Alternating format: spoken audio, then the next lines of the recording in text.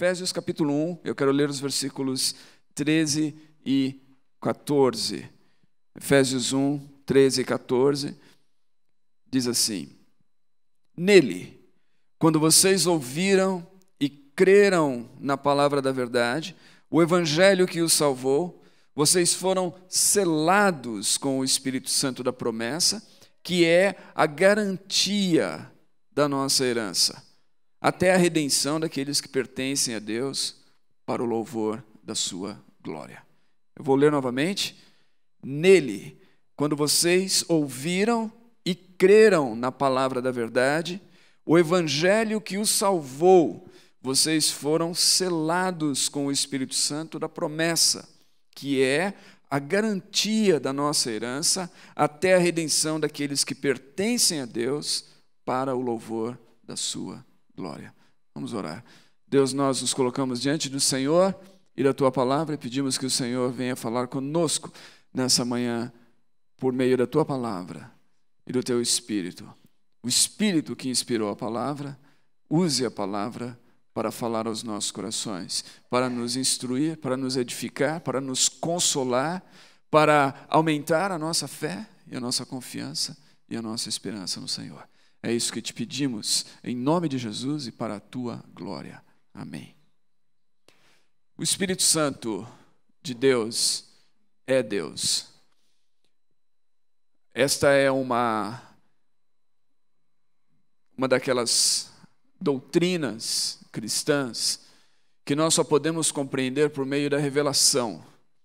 É interessante quando a gente lê na história da igreja, naquele período que foi chamado o período da história medieval e da filosofia medieval, e a filosofia medieval ela envolve dois períodos distintos, a patrística e a escolástica, né? E esses períodos e essa história confunde-se, de certa forma, com a história da igreja e da formação do pensamento cristão no mundo ocidental. E é interessante quando a gente lê, então, os pais da igreja e muitos dos grandes teólogos, e a gente pode citar dois dos que foram talvez os maiores teólogos da igreja nesse período, Agostinho e Tomás de Aquino. Esses dois, cada um deles representando um período, a patrística e a escolástica, e cada um deles também trazendo as suas contribuições, eles dialogaram com a filosofia grega, eles enxergavam, isso vem dessa própria ideia dos pais, de que toda verdade é verdade de Deus, onde quer que ela seja encontrada. Ou seja, se a verdade é transmitida através de um filósofo grego, mesmo muito tempo antes de Cristo, essa ainda era a verdade de Deus, era a verdade de Cristo, mesmo que a pessoa que a transmitiu não tivesse esse conhecimento. Toda a verdade é verdade de Deus.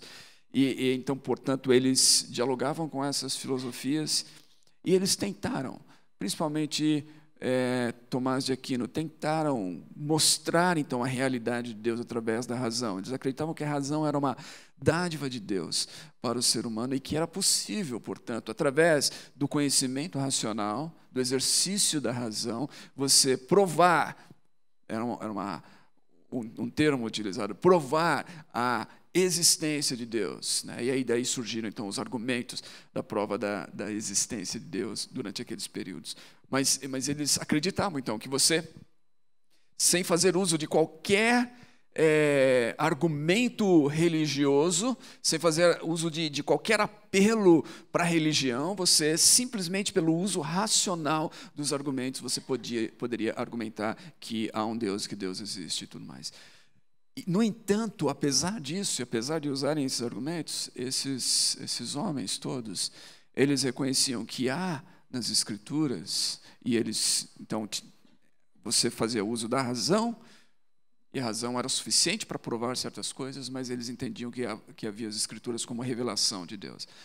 As Escrituras eram a palavra de Deus, a revelação de Deus aos homens. E então, haviam certas coisas que nós não podíamos alcançar pelo uso da razão. Nós tínhamos que simplesmente crer nelas e crer naquilo que a Bíblia revelou. E a Trindade, O fato de que Deus é uno e Deus é trino, Deus é um só, mas Deus se revela a nós em 3 pessoas, Pai, Filho e Espírito Santo. E não é que é um Deus que se revela apenas em 3 pessoas, em momentos distintos, como se fossem apenas 3 faces desse Deus, né? É um Deus que é 3 ao mesmo tempo. Essa é a grande dificuldade da Trindade, conforme ela é revelada nas Escrituras. Um que é 3. Eles acreditavam que isso era algo que somente pela fé nós podíamos crer, que não havia forma de sustentar racionalmente isso. Isso vai além da nossa capacidade racional e tem sido assim desde então. Qualquer pessoa que tente entender a Trindade ou explicar a Trindade de maneira racional vai ter grandes dificuldades. Essa não é uma daquelas doutrinas que a gente consegue apreender, compreender, entendê-la e explicá-la de maneira racional. A gente se apropria dela pela fé, porque as Escrituras nos revelaram. Então o Espírito Santo é Deus. É esse Deus trino, que é Pai, Filho e Espírito Santo. E nessa carta a gente começa já vendo isso, logo no início, nos primeiros versículos. A gente vai ver Paulo falando sobre Deus Pai, vai falando sobre o Espírito Santo. E ele fala sobre bênçãos espirituais, que são bênçãos advindas do Espírito, bênçãos conferidas a nós por meio do Espírito Santo. Então a Trindade é uma doutrina, nós podemos dizer, cristã. A palavra Trindade não se encontra nas Escrituras, mas é uma doutrina cristã, sustentada porque a Bíblia nos revela Deus como um Deus trino. E esse Deus trino é Deus Pai, Filho e Espírito Santo. Então nós estamos falando do Espírito Santo. E o Espírito Santo não é uma energia, ele não é uma força, ele não é uma influência sobre as nossas vidas. O Espírito Santo é Deus. Deus. É muito importante que a gente entenda isso e que a gente se relacione com Deus por meio do Espírito, que é Deus. A nossa relação, então, com o Espírito Santo deve ser a mesma relação que nós temos com Deus Pai, Deus Filho. Isso é muito importante quando a gente fala sobre o Espírito Santo. E tendo dito isso, a gente chega nesses versículos que nós lemos aqui, que fazem parte de um longo parágrafo no grego, bem complicado e difícil, escrito pelo apóstolo Paulo. A gente já falou sobre ele aqui em outros momentos, em outros sermões, mas eu quero focar realmente nesses 2 versículos para falar sobre o Espírito aqui. No entanto, eu preciso lembrar que os versículos que nós lemos, 13 e 14, eles são a continuação desse longo parágrafo e a continuação dos versículos anteriores, os 11 e 12, que começam no grego exatamente da mesma forma, que é dizendo nele. Né? Esse termo vai se repetir várias vezes, porque está se referindo a Jesus Cristo. Então, nele. E Paulo está falando aqui sobre 2 aspectos do que Deus fez por meio de Cristo. Nos versículos 11 e 12, o foco de Paulo é daquilo que Deus fez por meio de Cristo aos judeus, ao povo da aliança, ao povo de Israel. Quando Deus decide separar para si um povo, ele faz isso lá, a gente vai encontrar isso lá no texto de Gênesis, no capítulo 12, quando Deus chama esse homem, Abrão, e decide abençoá-lo. Lá nós encontramos essa promessa de Deus, e essa aliança de Deus se formando com um povo, apontando para Cristo, apontando para Jesus. Isso seria cumprido em Cristo. Então, Deus lá no passado está chamando um povo para si, apontando para Cristo. Por meio desse povo, Deus traria Cristo ao mundo e Deus cumpriria suas promessas com esse povo, então, em Cristo Jesus. Então, Paulo está falando disso aqui. Ele está falando do povo de Israel, ele está falando dos judeus, que foram escolhidos por Deus. Nele, versículo 11, nele fomos também escolhidos. Paulo se coloca ele mesmo como um judeu. Nele fomos escolhidos. Então Deus nos escolheu em Cristo. Ele fez uma aliança conosco em Cristo, mesmo séculos antes de Cristo ter vindo ao mundo. Deus nos escolheu e fez uma aliança. Paulo, de fato, vai dizer aí nos versículos, e isso é talvez o tropeço para alguns irmãos, mas ele vai dizer que isso aconteceu não só em Abraão, não só séculos antes, mas ele vai falar assim, antes da fundação do mundo. Ele vai dizer, nós somos escolhidos nele. Então, ele está se referindo ao povo de Deus, o povo escolhido, e a referência específica aqui é aos judeus, ao povo de Israel, à comunidade de Israel. E ele vai fazer isso porque nos versículos seguintes ele vai falar então dos gentios. E a tese de Paulo, o que ele está tentando defender e fica mais claro no capítulo 2, na segunda parte do capítulo 2, é que tanto judeus como gentios foram reunidos em Cristo e agora pertencem à família de Deus.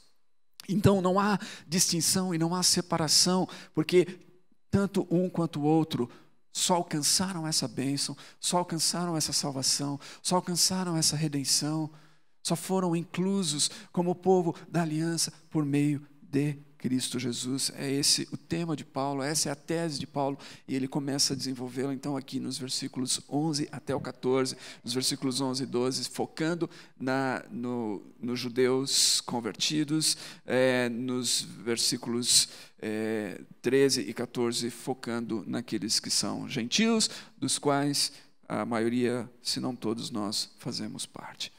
Então, essa declaração inicial, como eu disse, ela serve de introdução para o tema que Paulo desenvolve no capítulo 2, versículos 11 a 22. Se você quiser ler mais tarde, anotar aí para você ler, eu não vou ler esses versos agora, mas você vai ver que nesse capítulo 2, versículos 11 a 22, Paulo claramente está falando sobre essa união em Cristo Jesus. O muro da separação é derrubado com a morte de Cristo. De dois ele faz um só, não há mais divisão. Então nós somos reunidos por meio de Cristo. E aí, essa bênção que acontece, ela é fruto da graça de Deus, ela é fruto da misericórdia de Deus. Quando a gente lê Gênesis capítulo 12, nós vamos ver que esse chamamento de Deus para Abrão, para separar um povo para si, é graça de Deus, é misericórdia de Deus ali. Não existe absolutamente nada que o texto nos indique que Abraão tenha feito para que ele pudesse ser chamado por Deus, a não ser a graça e a misericórdia de Deus. Então, esse chamamento para pertencer a Cristo não é por algo que nós tenhamos feito, mas é algo que Deus fez, é fruto da misericórdia de Deus. E isso nos liga ao versículo 3. Como eu disse, é um longo parágrafo, né? E no versículo 3, Paulo diz assim: bendito seja o Deus e Pai do nosso Senhor Jesus Cristo, que nos abençoou com todas as bênçãos espirituais nas regiões celestes em Cristo. Note, a palavra bênção aparece aqui de várias maneiras. Uma, ela aparece primeiro em relação a Deus, o bendito seja o Deus, abençoado seja o Deus e Pai do nosso Senhor Jesus Cristo. E Ele nos abençoou. Esse Deus que é abençoado, Ele nos abençoou com todas as bênçãos espirituais. Então, isso remete, de certa forma, no texto aqui, essa ideia que começa com esse chamamento de Deus, abençoando, então, o povo dele, o povo da aliança, dizendo que através desse povo, todas as famílias da terra seriam abençoadas. Isso é uma ação de Deus que agora se torna completa por meio de Cristo Jesus. E Paulo está louvando, então, a Deus por essas bênçãos que são conferidas agora, por meio de Cristo Jesus, através do Espírito Santo. Por isso, são bênçãos espirituais. Elas vêm a nós por meio do Espírito Santo. As bênçãos que Paulo está falando aqui. Ele diz assim, então, que nele, que fez tudo isso acontecer, nele, que nos tornou participantes dessa aliança e dessa bênção e dessa relação com Cristo, nele, quando nós ouvimos, ou deixa eu ler como está no texto aqui, quando vocês ouviram e creram na palavra da verdade, o evangelho que os salvou, vocês foram selados. Então Paulo está falando que algo aconteceu em nossas vidas. Algo aconteceu em Cristo Jesus. Algo aconteceu quando nós ouvimos, quando nós cremos nesse evangelho, nessa palavra da salvação, quando nós somos salvos, algo aconteceu. E é bem interessante, novamente, e aí é onde muitas vezes o estudo da língua original nos ajuda a entender algumas coisas que podem passar despercebidas quando simplesmente lemos uma tradução, e isso acontece com toda tradução de qualquer texto, né? A tradução ela é sempre limitada. Eu, durante bastante tempo, servi como intérprete, e é muito difícil, às vezes, para interpretar certos termos, porque você fica caçando palavras ou ideias que muitas vezes você não consegue, elas são intraduzíveis plenamente na língua que você está tentando falar. Então, esse é um daqueles momentos no texto bíblico em que um conhecimento do grego nos informa algo extraordinário aqui, e que quando nós não conhecemos, podemos pensar de uma outra maneira. Quando ele diz assim, quando vocês ouviram e creram na palavra da verdade, vocês foram selados.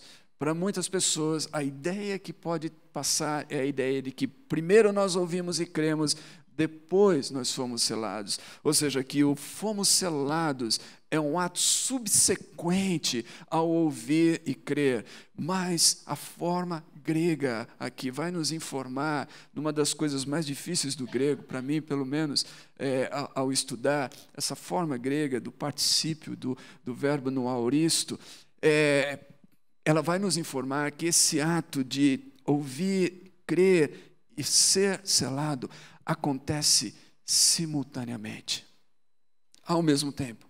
Não é um ato subsequente. Não é que nós cremos em Cristo quando nós ouvimos o Evangelho, fomos salvos, e depois disso nós fomos selados. Não acontece depois. Acontece ao mesmo tempo, simultaneamente. Ouvir, crer, ser selado é algo simultâneo.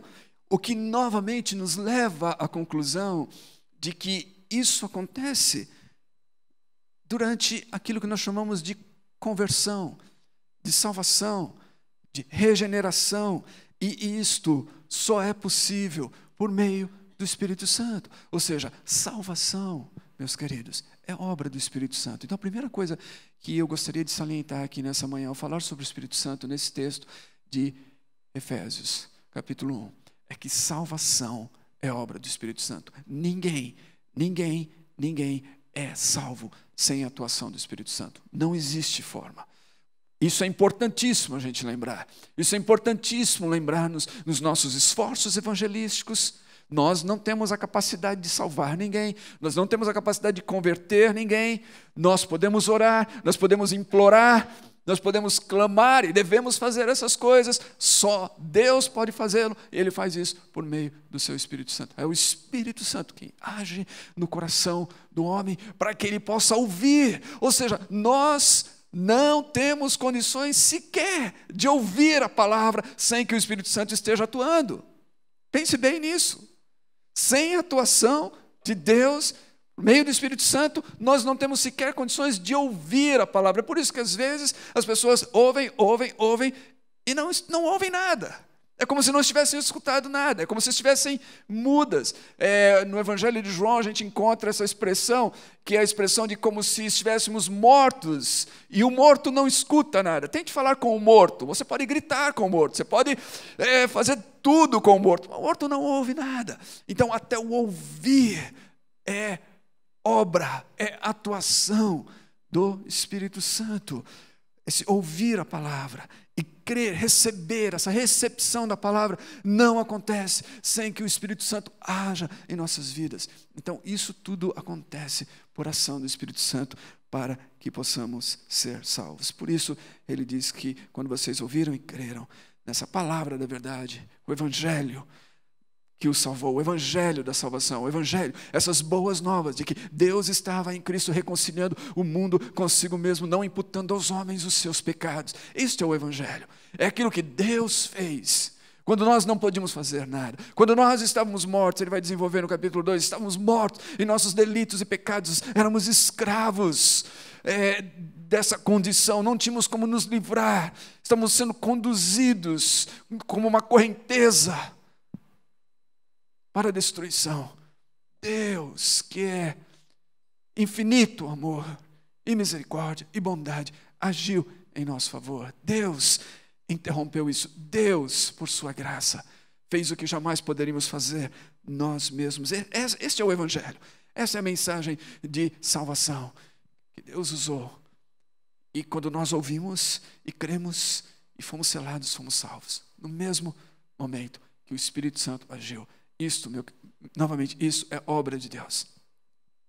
Nós falamos sobre milagres aqui, oramos sobre milagres. E eu creio que Deus faz várias coisas que olhamos e podemos considerá-las como coisas miraculosas. Eu quero lembrar a todos nós aqui, não existe milagre maior do que o milagre da salvação. Não existe nesse mundo nem um milagre do qual nós possamos falar, esse é o maior milagre de todos, do que alguém que é morto espiritualmente receber vida. Do que alguém que é cego ter os seus olhos abertos para ver. Do que alguém que não conseguia ouvir as palavras de Deus, ouvir essas palavras e entender essas palavras e responder a elas. Esse é o maior milagre de todos. E para todos nós aqui que fomos salvos, nós devemos nos lembrar disso. Esse é o grande milagre de nossas vidas. Deus pode fazer outras coisas, a gente vai chegar lá, inclusive nesse texto. Deus pode fazer outras coisas que nós atribuímos e falamos foi um milagre de Deus, e nós oramos por essas coisas e tudo mais. Mas não existe nenhum que se compare a esse grande milagre, essa obra de Deus da nossa salvação. E aí Paulo continua dizendo assim, que nós somos selados com esse Espírito Santo da promessa. Aqui nos lembra daquilo que nós refletimos no dia de Pentecostes, na promessa que veio no dia de Pentecostes, quando eles estavam reunidos lá em Jerusalém, e veio do céu um som como um vento muito forte, e encheu o lugar onde eles estavam reunidos, e eles viram então línguas como fogo, que foram distribuídas, repartidas, e pousaram como uma pomba sobre cada um deles. E diz que eles começaram a falar em línguas que eles não sabiam falar. Eles foram cheios do Espírito Santo. E aconteceu algo extraordinário ali. E Pedro diz, o que aconteceu aqui é o cumprimento da promessa. É a promessa de Deus. Então esse é o espírito da promessa. Atos 2:33 diz que Jesus, exaltado à direita de Deus, recebeu do Pai o Espírito Santo prometido e derramou o que vocês agora veem e ouvem. Esse derramamento do Espírito Santo é o cumprimento da promessa que Deus fez no passado através dos profetas e que Jesus fez aos seus discípulos. Cumpre-se no dia de Pentecostes. Então por isso é chamado de... Paulo está falando do Espírito Santo da promessa. Deus cumpriu a sua promessa. Fomos selados com o Espírito Santo da promessa, que é a garantia da nossa herança até a redenção daqueles que pertencem a Deus. O Espírito Santo, que Deus usou para que pudéssemos ser salvos. O Espírito Santo, com o qual nós somos selados, e a gente vai olhar melhor esse termo selado, diz que ele é o Espírito da promessa, que é garantia da herança até a redenção daqueles que pertencem a Deus. Ele é garantia, Paulo diz, de uma herança. Os termos aqui são termos de transação comercial. Tanto o termo selado, quanto o termo garantia. São termos utilizados naqueles dias para uma transação comercial. Esse selo era o selo de um proprietário, ou o selo de um mercador, é o selo daquele que ia e colocava o selo, tanto em um documento formal, em um contrato formal, quanto o selo ao adquirir algo. Muitas vezes os senhores iam e eles deixavam seu selo em uma determinada mercadoria, alguma coisa, e depois os seus servos iam lá e os seus servos levavam aquilo que tinha o selo do seu senhor. Então fala de uma transação comercial. O termo aqui garantia é a mesma coisa, como eu disse, traduzido muitas vezes como penhor, né? é a entrada. Se nós pensarmos em um pagamento ou em algo que nós fazemos que é financiado, nós vamos fazê-lo em vários pagamentos, nós damos uma entrada. Essa é a ideia, é uma entrada. Você deu o primeiro pagamento e você vai honrar todos os outros pagamentos até que aquilo seja completamente pago. É a ideia de que você deu já um sinal, que você deu uma entrada e que então aquilo agora pertence a você. Você adquiriu, você comprou aquilo por meio desse sinal, dessa entrada. Então os dois termos utilizados aqui como selo e garantia ou penhor tem essa ideia de uma transação comercial. O que Deus está falando para nós aqui por meio dessa carta de Paulo? Ele está dizendo que quando nós somos salvos, nós recebemos o Espírito Santo no momento da nossa salvação.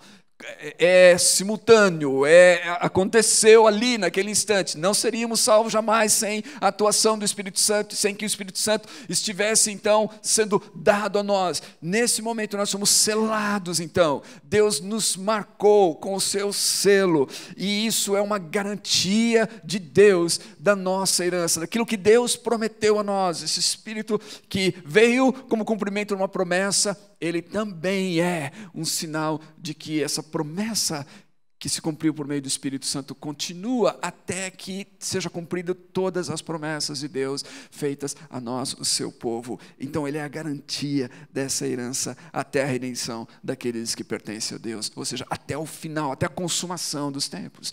Paulo vai dizer em uma das suas cartas que aquele que começou a boa obra em nós há de completá-la até aquele dia. Ou seja, nós temos uma promessa, Deus começou a fazer uma obra em nós, Ele vai completá-la. Paulo está consciente disso, Paulo crê nisso. Por quê? Porque Deus deixou a sua garantia, porque Deus deixou o seu sinal, porque Deus deixou o seu selo. Então há uma garantia, Ele começou a obra, Ele vai completar a obra, Ele não vai terminar.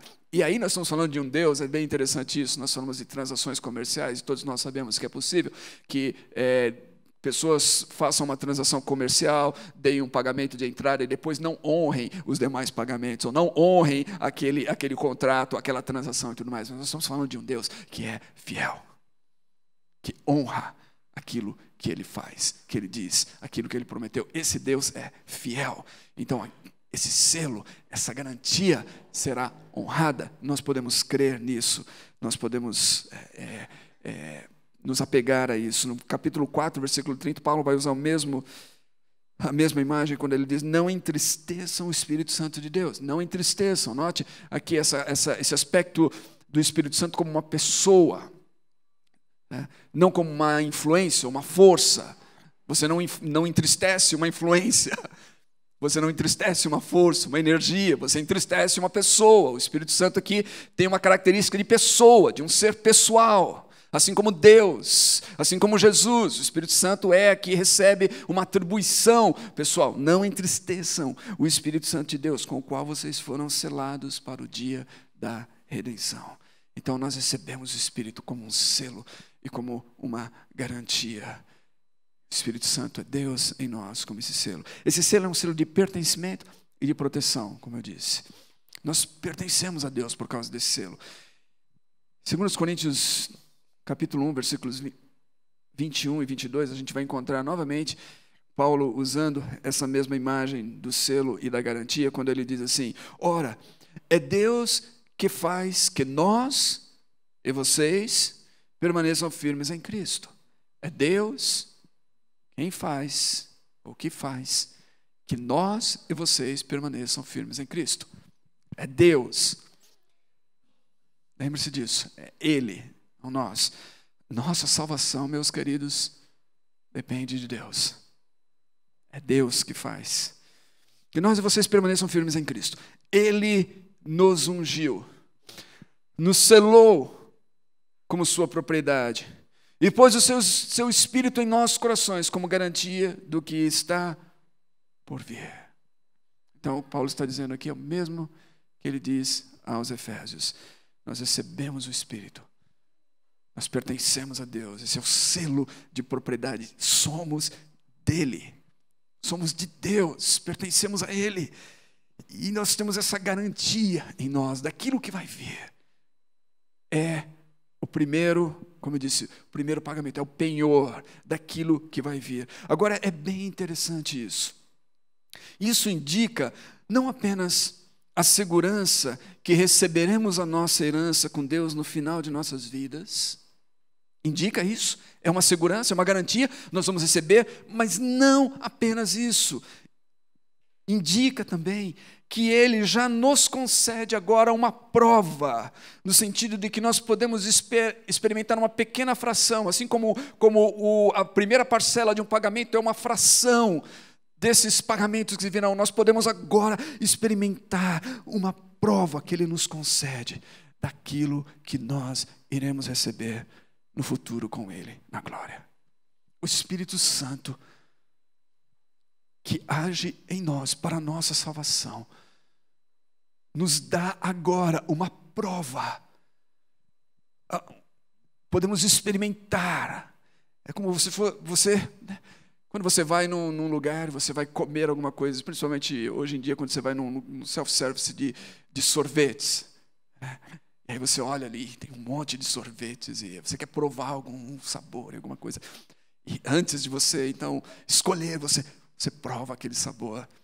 É uma prova daquilo que você depois vai consumir. Uma prova. O Espírito Santo é uma prova, meus queridos, daquilo que nós vamos experimentar com Deus na glória. Ou seja, essa promessa que vai ser cumprida e que nós temos uma garantia dela, o Espírito Santo nos dá hoje a capacidade de experimentar isso hoje. Não é uma coisa que eu fico aguardando lá na frente, eu experimento hoje. E você quer saber como que eu experimento isso hoje? Paz, segurança, alegria, o fruto do Espírito que Paulo fala aos Gálatas, essas são coisas que vão ser plenas um dia em nossas vidas. Não são hoje, nós sabemos, nós não vivemos o tempo todo desfrutando essas coisas, mas há momentos em nossa vida que nós poderíamos ser atormentados por uma grande miséria e de repente nós experimentamos paz no meio da tormenta. De onde vem isso? É de Deus em nós, é do Espírito Santo em nós, mostrando-nos aquilo que será no futuro, num tempo onde nós não teremos nenhum tipo de tormenta mais em nossas vidas. É isso. Para mim não existe nenhum texto que coloque isso de uma maneira mais clara do que Romanos capítulo 8, versículos 17 a 23. E eu quero ler essa porção, apesar de ser um pouquinho longa, mais longa até do que aquela que nós estamos considerando na carta aos Efésios.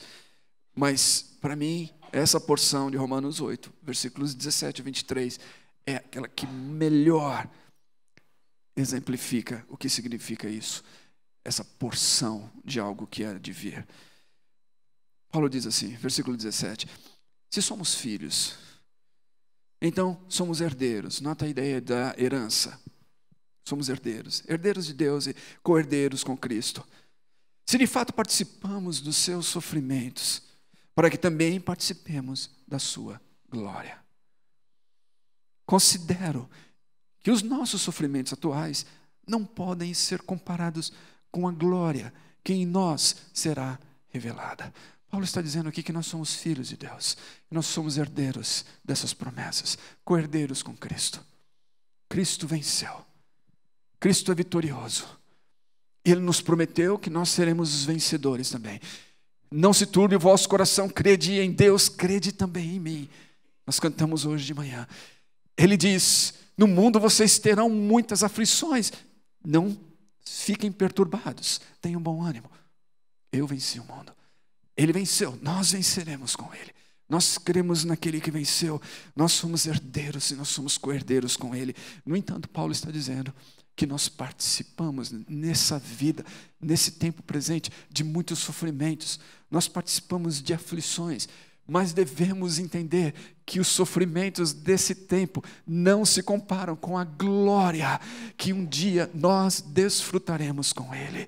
Nós temos que colocar na balança muitas vezes em nossas vidas, porque se nós não colocarmos isso na balança, muitas vezes vai parecer que Deus não está conosco, que se Deus fosse justo, que se Deus fosse realmente bom, que se Cristo tivesse vencido, que se nós estivéssemos de fato com Deus e pertencêssemos a Ele, Deus não iria permitir que essas coisas acontecessem conosco, nós não iríamos passar por esses sofrimentos. Paulo está dizendo, considere que os sofrimentos que vocês estão passando hoje não se comparem com aquilo que vocês vão receber um dia. Essa é a promessa. Essa é a herança que está reservada para vocês. E aí Paulo, ele coloca isso no contexto. Então, por que nós sofremos hoje? Por quê? Se somos filhos de Deus, se temos o Espírito Santo, se temos essas promessas, se somos participantes de tudo isso, por que sofremos? Paulo coloca-nos no contexto da queda. Nós vivemos em um mundo caído. Nós sofremos. Agora, não somente nós sofremos, Paulo diz que a natureza toda sofre. Continuando no versículo, ele vai dizer: a natureza criada aguarda com grande expectativa que os filhos de Deus sejam revelados. Pois ela foi submetida à futilidade, não pela sua própria escolha, mas por causa da vontade daquele que a sujeitou, na esperança de que a própria natureza criada será libertada da escravidão da decadência em que se encontra para a gloriosa liberdade dos filhos de Deus. Paulo está dizendo que a natureza toda, ou seja, o mundo todo, as coisas criadas, não somente nós, tudo está hoje em uma condição de queda, de decadência, de escravidão, Paulo vai dizer, e que está aguardando, então, está ansiando, está gemendo, ele vai usar a expressão mais adiante, gemendo, ansiando pelo dia da sua libertação. Ele continua dizendo: sabemos que toda a natureza criada geme até agora, como em dores de parto. E não só isso, mas nós mesmos, nós que temos as primícias, os primeiros frutos, o penhor, a garantia, o primeiro pagamento, a primeira parcela, nós que temos os primeiros frutos do Espírito, nós gememos interiormente, esperando ansiosamente nossa adoção como filhos, a redenção do nosso corpo. Meus irmãos, nós já temos o Espírito Santo em nós, nós já temos esse penhor, nós já temos essa prova, nós experimentamos já, de certa forma, aquilo que vai ser no futuro, ainda que de uma forma fracionada, pequena, mas Deus já nos dá uma prova. Deus já nos dá aquela pequena colher para provarmos daquilo que vai ser dado a nós, ofertado a nós em abundância, em plenitude lá na frente. Nós temos isso, mas vivemos num mundo caído.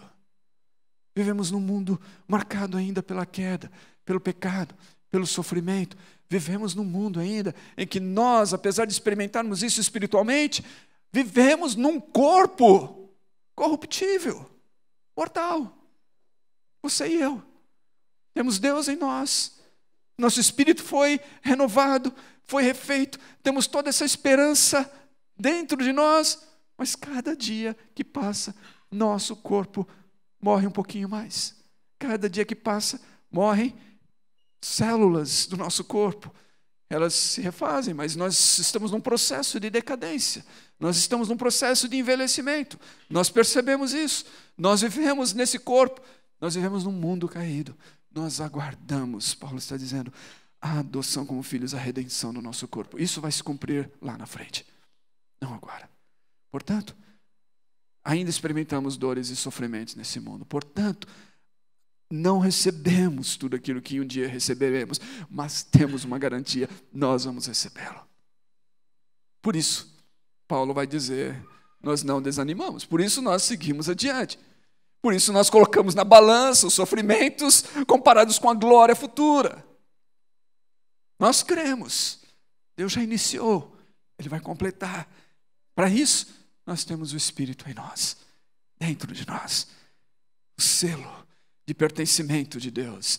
A garantia de que nós iremos herdar aquilo que Deus nos prometeu para o louvor da sua glória. Ou seja, o propósito de tudo isso é o louvor da glória de Deus. É bem interessante que essa expressão vai aparecer várias vezes no capítulo 1 nesse capítulo 1 de Efésios, que tudo isso é para o louvor da glória de Deus, ou seja, o propósito é a glória de Deus. Temos que manter isso diante de nós, também em vista. Temos que manter que não diz respeito a nós, diz respeito a Deus e a sua glória. Deus está comprometido com a sua própria glória. Portanto, Deus vai cumprir aquilo que Ele falou. Ele honra pelo seu nome. Ele é um Deus zeloso. Deus não vai falar alguma coisa para a gente e depois descumprir aquilo. Deus zela pelo seu nome e pela sua glória. Então Deus vai cumprir.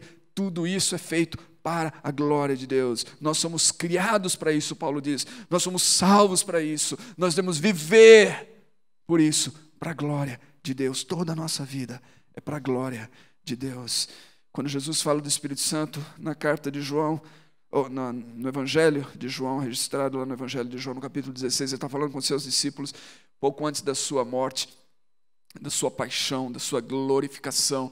E ele então está dizendo a eles aquilo que vai acontecer, a sua partida, mas que ele vai enviar o Espírito Santo. João 16, versos 13 e 14, ele diz: mas quando o Espírito da verdade vier, ele os guiará a toda a verdade. Esse é o Espírito da verdade, ele vai guiar vocês a toda a verdade.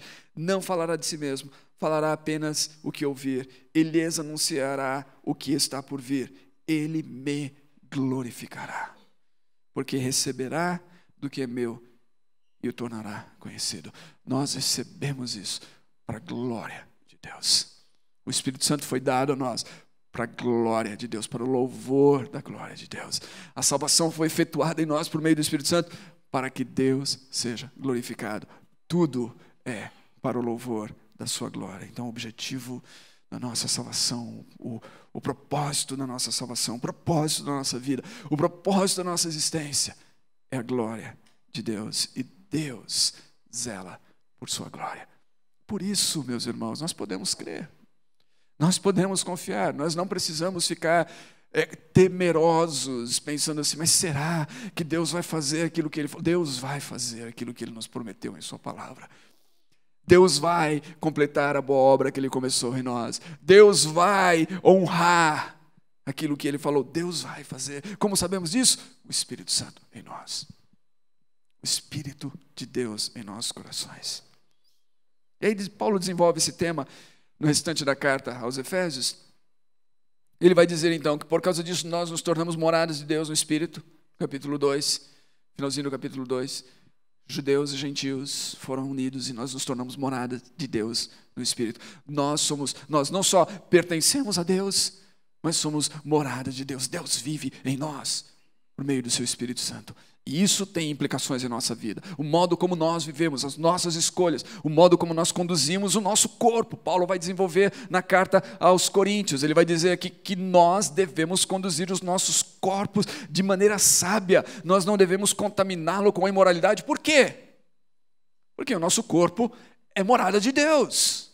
Paulo vai falar assim, você não vai pegar esse santuário de Deus, esse templo de Deus, por exemplo, e se unir a uma prostituta. Você não vai fazer isso.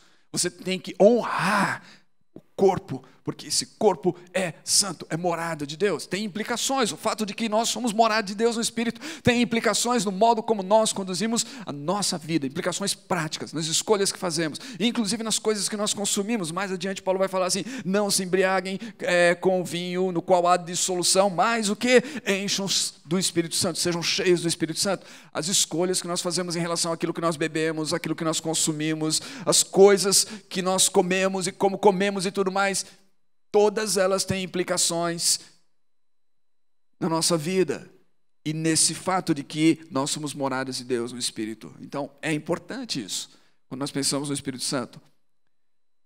É importante que a gente avalie o que significa pertencer a Deus como propriedade de Deus, ter o selo de Deus e a garantia da promessa com o Espírito Santo de Deus em nós, a nossa salvação. Paulo vai dizer aqui, nós não devemos, eu já li, não devemos então entristecer o Espírito. O Espírito Santo é Deus. Não devemos entristecê-lo. Como é que entristecemos? Paulo coloca isso dentro de um contexto de uma série de atitudes que nós podemos fazer com a nossa vida. No relacionamento, a maioria dessas atitudes tem a ver com o relacionamento com o próximo. Como nós nos relacionamos com o ser humano criado à imagem e semelhança de Deus, pode entristecer a Deus. E o Espírito Santo que está em nós. Paulo diz que nós devemos tomar a espada do Espírito, capítulo 6, que é a palavra de Deus. Há uma grande ligação, eu disse isso no sermão anterior, há uma ligação enorme entre o Espírito e a palavra. E nós devemos nos apropriar então da palavra de Deus como espada do Espírito. Nós precisamos conhecer a Bíblia, nós precisamos ler a Bíblia, entender a Bíblia, meditar na Bíblia, nós precisamos guardá-la em nosso coração. Significa memorizar porções da Bíblia. Essa, como eu disse, eu tenho insistido aqui diferentes vezes, que essa é uma prática esquecida em nossos dias. É lamentável o fato de que tem tantos cristãos e crentes hoje em dia que não conhecem sequer um versículo das Escrituras, que não sabem citar um versículo das Escrituras. Isso eu considero uma grande vergonha para nós, de certa forma, principalmente na nossa época, em que na verdade, a capacidade de reter coisas tem sido tão danificada por causa dos estímulos visuais que a gente tem, dessas coisas virtuais e tudo mais. A gente não retém, a gente tem que se lembrar que a tradição das Escrituras, do cânon e tudo mais, vem de um processo de transmissão oral, onde as pessoas dependiam durante muito de reter essas coisas na sua própria mente, antes que elas pudessem ser registradas. De fato, tudo que a gente tem de forma escrita aqui nas Escrituras, passou por esse processo de retenção, de transmissão oral. Nós perdemos isso. E porque nós perdemos isso, muitas vezes nós não temos a palavra de Deus em nosso coração em momentos importantes. Quando Jesus está sendo tentado, ele cita a palavra de Deus. A palavra de Deus está lá. O diabo tenta enganá-lo, mas ele tem a espada do Espírito lá. A palavra de Deus. E ele cita essa espada. E por último, Paulo vai falar nessa carta aqui que devemos orar no Espírito. Ou seja, o Espírito Santo de Deus, ele nos ajuda em nossas orações. Quando nós combinamos a palavra de Deus com a oração, nós temos essa espada do Espírito e a oração no Espírito. Nós oramos aquilo que Deus nos instrui a orar. E não existe nada mais poderoso do que uma oração orientada pela palavra de Deus. Do que nós orarmos a palavra de Deus, do que nós falarmos para Deus daquilo que Deus já falou conosco por meio da sua palavra. Isso é algo extraordinário nas nossas orações. Isso fortalece a nossa vida, fortalece a nossa fé. Por isso, meus queridos, precisamos nos encher da palavra de Deus. Tem pessoas que falam assim, eu não consigo orar nem 5 minutos. Eu garanto a você, se você gastar mais tempo lendo, estudando, meditando na palavra de Deus, as suas orações serão mais ricas. Você vai orar mais do que 5 minutos, você vai orar mais, porque você vai estar cheio dessa palavra de Deus dentro de você. Você vai, quando você estiver orando, Deus vai fazer você lembrar daquilo que você está lendo, daquilo que você está meditando, daquilo que você está refletindo. Isso virá à tona nas suas orações. E agora já não são somente as suas palavras sendo dirigidas a Deus, mas é a palavra de Deus em você, sendo devolvida a Deus num diálogo com Deus, por meio da oração. E tudo isso faz o quê? Faz com que a gente experimente uma vida espiritual. E não há vida espiritual sem a atuação do Espírito Santo. Mas Deus já nos deu isso. Não é algo que nós precisamos ficar esperando, aguardando, como uma segunda, terceira, quinta bênção. Deus nos deu isso no momento em que nós fomos salvos. Por que não estamos usando? Por que não estamos vivendo isso? Talvez porque nós não sabíamos. Por isso estávamos aguardando algum segundo toque, alguma segunda coisa. Não, já recebemos, sabemos agora. Só precisamos vivê-lo. Vamos estar atentos a Deus, a voz do Espírito. Muitas vezes nós não damos ouvido ao Espírito. Há tantas outras vozes que ouvimos e não o Espírito. Nós silenciamos o Espírito. Vamos abrir os nossos ouvidos. Vamos ouvir aquilo que Deus está falando conosco. E novamente vamos fazer isso através da oração, da meditação, através da disposição ao Espírito Santo, buscando Ele, honrando Ele em nossa vida, honrando Ele em nosso corpo, honrando Ele em nossos relacionamentos, procurando ser cheio dEle, para que isso possa se manifestar em nós e através de nós para outras pessoas. E aí, eu vou dizer para vocês, aí nós temos uma vida cristã inabalável. Sabe quem é inabalável? É inabalável. É isso mesmo. Não pode ser abalada. Por quê? Porque Deus está em nós. E nós estamos permitindo que esse Deus que está em nós por meio do Espírito Santo se manifeste, viva por meio de nós. No final das contas, é isso que Deus quer. Porque quando isso acontece, Deus é glorificado. Não diz respeito a nós, a nossa força, ao nosso poder, ao quão bons nós somos.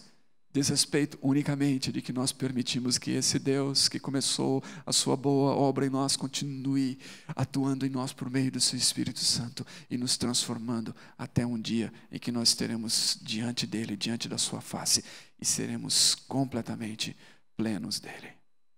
Vamos orar juntos.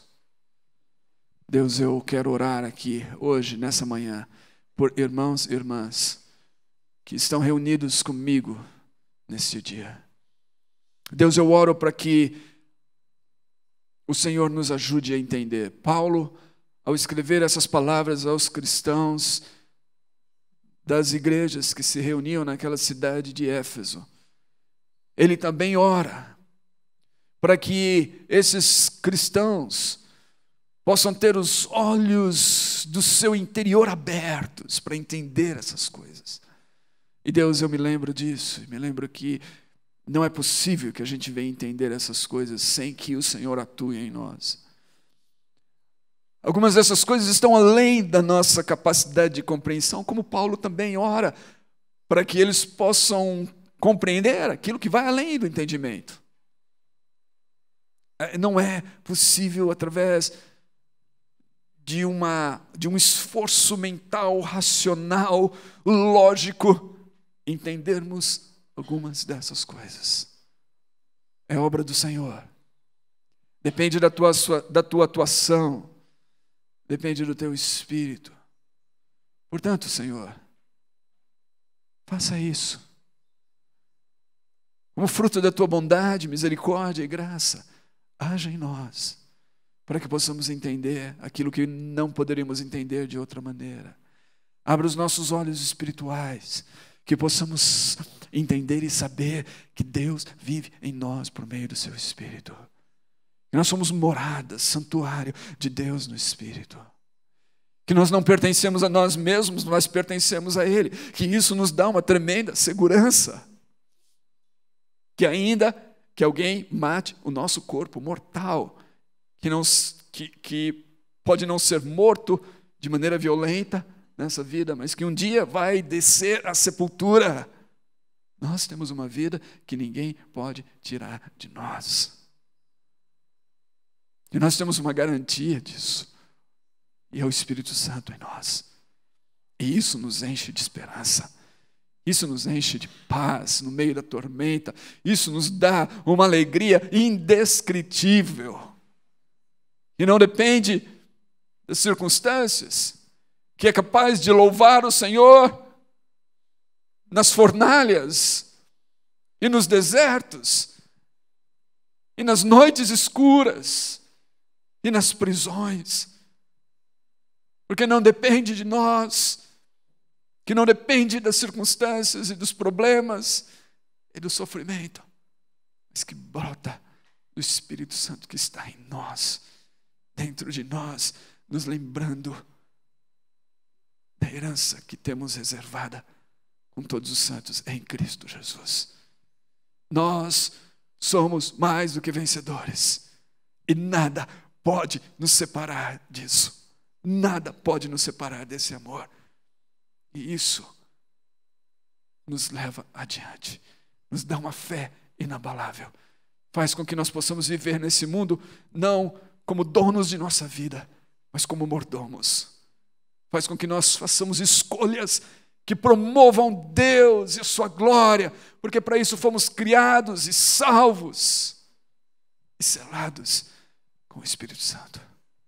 Deus, ajude-nos a entender todas as coisas que o Senhor tem para nós e ajude-nos a colocá-las em prática e a vivê-las nesses dias maus e de trevas nos quais nós estamos vivendo.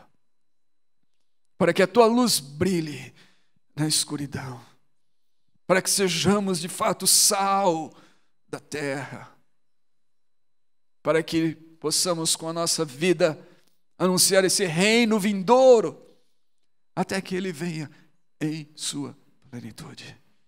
E a tua vontade seja feita aqui como ela é feita nos céus. Nós oramos assim, em nome de Jesus, e para a tua glória, Deus.